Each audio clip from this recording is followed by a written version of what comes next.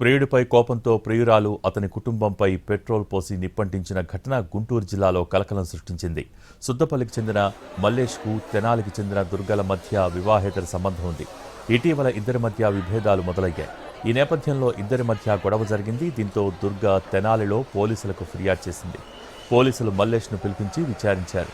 విచారణ సమయంలో కూడా దుర్గకు మల్లేష్తో వాదన జరిగింది. పోలీసుల విచారణ అనంతరం మల్లేష్ సుద్దపల్లి వెళ్లాడు. అయితే ప్రియుడిపై కోపంతో పెట్రోల్ బాటిల్తో సుద్దపల్లి వచ్చిన దుర్గ మల్లేష్ కుటుంబ సభ్యులపై పెట్రోల్ పోసి నిప్పంటించింది. మల్లేష్ ఇంట్లో కేకలు విన్న గ్రామస్తులు మంటలార్పేందుకు ప్రయత్నించారు.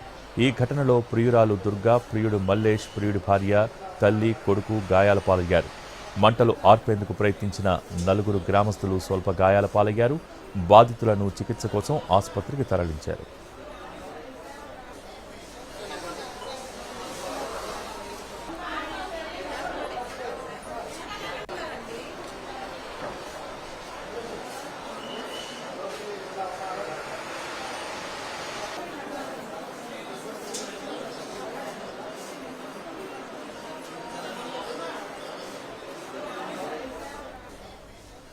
ప్రియుడిపై కోపంతో ప్రియురాలు అతని కుటుంబంపై పెట్రోల్ పోసి నిప్పంటించిన ఘటన గుంటూరు జిల్లాలో కలకలం సృష్టించింది.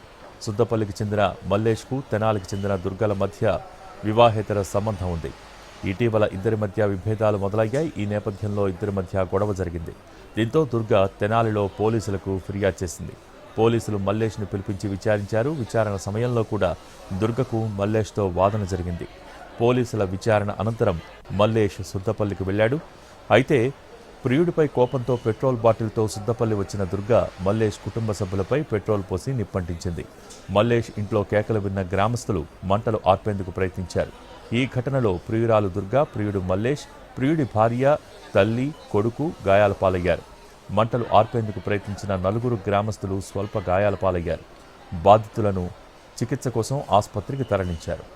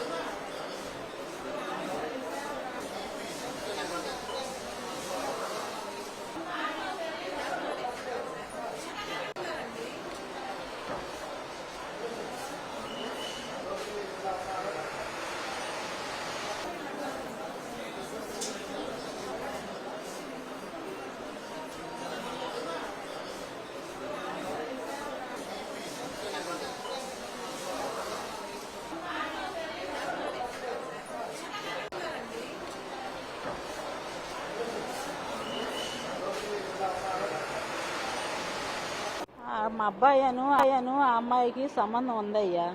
నీకు నాకు కుదరదు, నీ దారి నీది, నా దారి నాది అందంట. కుదరదు అని ఎవరి దారి వాళ్ళు అయిపోయారు.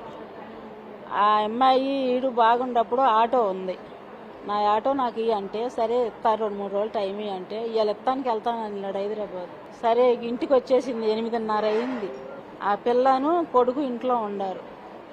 మొత్తం వాళ్ళ మీదే పోసిందంట.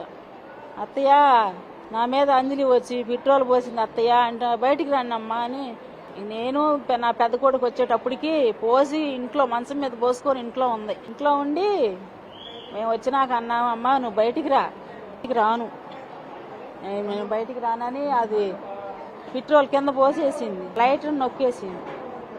మేమందరం ఈ కాలనీ పిల్లలు మేమందరం 10 మంది డోర్ అవతల ఉండాము, యువతలు మేము ఉన్నాం. నేను దండం పెడతావు, అడుగోడు లేడు, రామ్మా బయటికి రామ్మా, పిల్లల మీద పోసావు, పిల్లల మీద పోసావు అని అంటే వీళ్ళెవరు బతకకూడదు.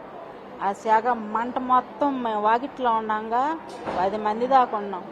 10 మంది ఇళ్ల పక్కలు చూస్తానికి వచ్చారుగా. కింద అందరి కింద